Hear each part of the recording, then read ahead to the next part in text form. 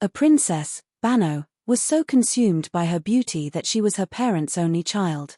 Whenever she went out for a ride, people would hide in their homes, closing doors and windows.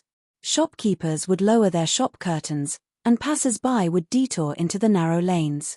If anyone accidentally remained on the road, a royal decree dictated that they prostrate themselves face down. Anyone who disobeyed this decree faced a terrifying punishment, having red-hot iron rods thrust into their eyes. One day, Princess Bano's procession, accompanied by numerous guards, was passing through the market when an old traveler entered from another direction. As the old man saw the rapidly approaching procession, he had no time to escape. He was a poor old fisherman carrying a basket full of fish on his head. If he threw the basket down and prostrated himself, all his fish would die. The procession reached him, and the princess's soldiers arrested him. The arrogant princess, seeing him, ordered her soldiers to imprison the insolent man and, according to the royal decree, after 2 days, to thrust red-hot irons into his wretched eyes. Hearing this, the old fisherman trembled and pleaded, "O princess, O queen, have mercy on me, considering my old age." But Princess Bano was unmoved by his pleas. She said, "Blind this wretch." With that, she continued on her way. The old fisherman, trembling, continued to beg for forgiveness. Fear made his hands and feet shake, causing his fish to scatter. As he tearfully began to gather them, the princess's soldiers threatened him, saying, "What are you doing, you impudent old man? You've dirtied the road. You don't have time for this." Just then, a young man arrived and gathered the old man's fish, placing them back in his basket. The soldiers angrily told the young man to leave. The young man, determined to teach the princess a lesson, left, resolved to shatter her hollow pride. When the young man went to the princess's palace to find a way in, he found it heavily guarded. Princess's soldiers were stationed at every step, guarding the palace. After careful observation, he returned, waiting for the right opportunity. The princess maintained such strict security around her palace. When she slept at night, special guards stood around her bed, watching over her. Then, one day, for some unknown reason, the princess decided to sleep alone. This was the opportunity the young man had been waiting for. On a stormy night, he evaded all the palace guards and entered the princess's room. He saw her sleeping peacefully. The room was filled with exquisite royal objects. His eyes then fell on a red stone that illuminated the entire room. He quietly picked it up and left the palace the same way he had entered. The princess woke up and, seeing the darkness in the room, panicked. She got out of bed and, groping in the dark, reached for the chain connected to a bell and pulled it. The loud ringing of the bell alerted the princess's servants, who rushed to her side. The king and queen also woke up upon hearing the bell. The queen said to the king, "Oh dear, what has happened to my child? Let's go to her quickly." When the king and queen reached Princess Bano's room, they saw the servants standing there, saying, "Your Majesty, we didn't see anyone leaving from here." When the king asked, the princess told him, "Father, someone has stolen the red jewel from the room." The king immediately ordered the soldiers to search for the thief. But the young man was long gone. At dawn, the king announced throughout the kingdom that whoever returned the princess's stolen red jewel would receive a handsome reward. When the young man heard the king's announcement, he was pleased. He was now ready for his next step. His plan to break the princess's pride was proceeding as he had intended. Following his plan, he presented himself before the king and bowed respectfully before the throne. The king asked the young man, "Who are you?" The young man respectfully replied, "Your Majesty, I have brought the princess's stolen red jewel. Now, fulfill your promise." The king, pleased to see the jewel, said, "Tell me what you want."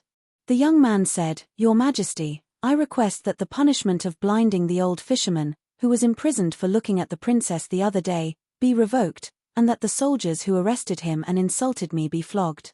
The king, surprised, asked, "What is your relationship with that old fisherman?" The young man replied, "Your Majesty, I have no relationship with him other than humanity. I simply felt pity for him, and besides, what harm did he cause the princess by merely looking at her?" Hearing this, the king became furious. He ordered his vizier to imprison the young man, release the old fisherman as promised, and have the soldiers flogged 50 times each. The young man, hearing the king's order, said to him, "Your Majesty, why are you sentencing me to prison?" The king replied, "You stole the princess's red jewel and insulted her." The young man respectfully said, "Your Majesty, I stole the jewel to save the old fisherman from punishment. You are not being fair. If you do this, I will escape from your prison and steal your crown." The king said, "Foolish boy, you cannot even get close to my crown." He signaled the soldiers to take him to prison. The soldiers immediately seized the young man and imprisoned him. The young man sat in prison, pleased. Everything was going according to his plan. He was now fully prepared for his next step. The king went to the princess, gave her the jewel, and told her the whole story. The princess said, "Father, how dare that insolent man steal the jewel from my room and now plan to steal your crown? Have him brought to the town square and have both his hands cut off so that no one ever dares to do such a thing again."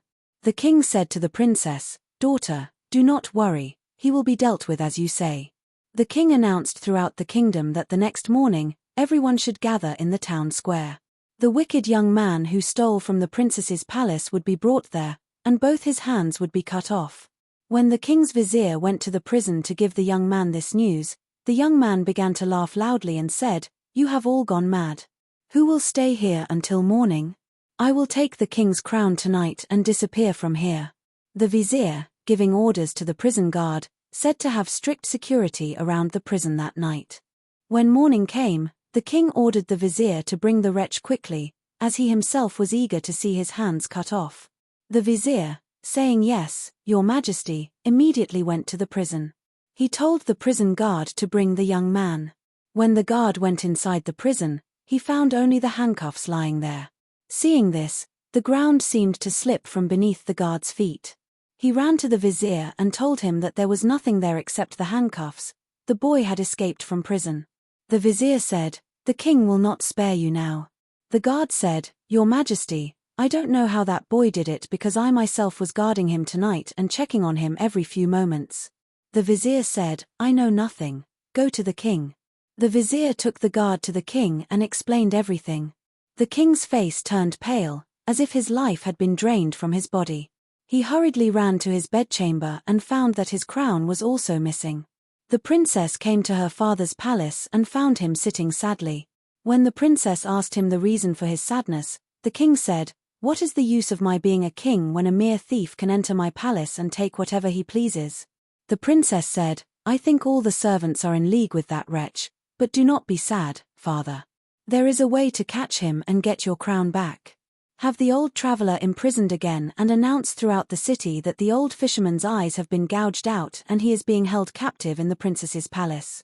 He will surely come to save him." As soon as the king gave the order, the soldiers brought the old traveler.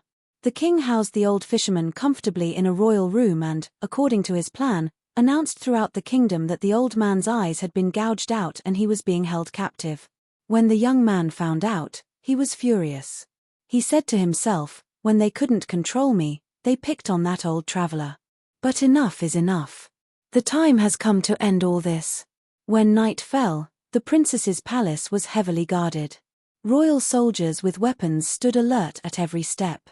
The king himself, in disguise, was patrolling. But suddenly, a heart-rending scream was heard from the princess's palace. The king rushed to the princess's room and found her lying on the floor, her entire body turned blue. A royal physician was immediately summoned.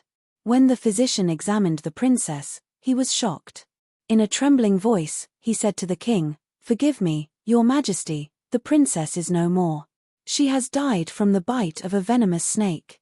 A mountain of sorrow fell upon the king. He wept loudly. "Daughter, you cannot leave me.